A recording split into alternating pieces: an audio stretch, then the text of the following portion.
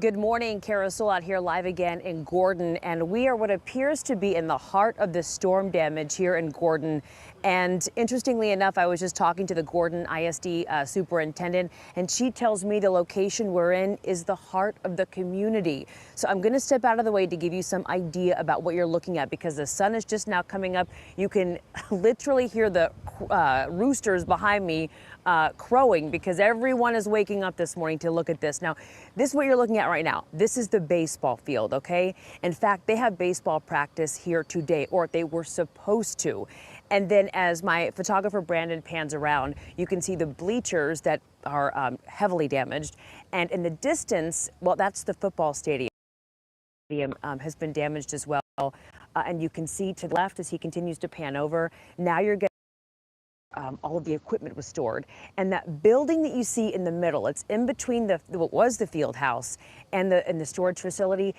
That is where the baseball equipment was stored. That was actually on the other side of the baseball field that we were just showing you. Some perspective there is how it was literally tossed across this parking lot and over these facilities to give you some perspective and idea about how much damage and how strong the winds were. You can see poles bent down, trees bent down, equipment and different debris wrapped around trees and poles.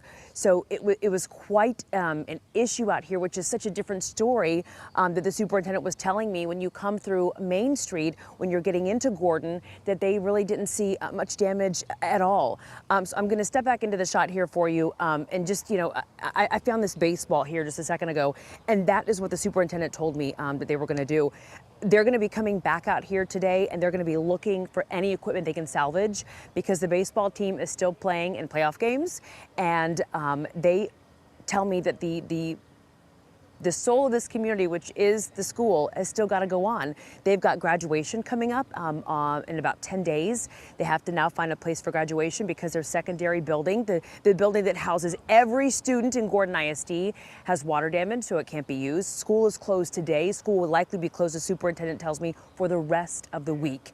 But she says that this community, like we've seen so many others do, rallying together. They just need to assess what to do next. They are still going to be sending kids to their athletic meets and different things like that as they wrap up the school year. They're just going to be having to do it with a lot more on their plate than they anticipated. So that is the latest from here in Gordon. And at this point right now, they're getting a firsthand look. They're just relieved everyone is safe. They did tell me they're going to be checking on a student whose house was severely damaged. I understand another faculty member had some issues as well, but everyone is physically safe, and they're relieved to hear that.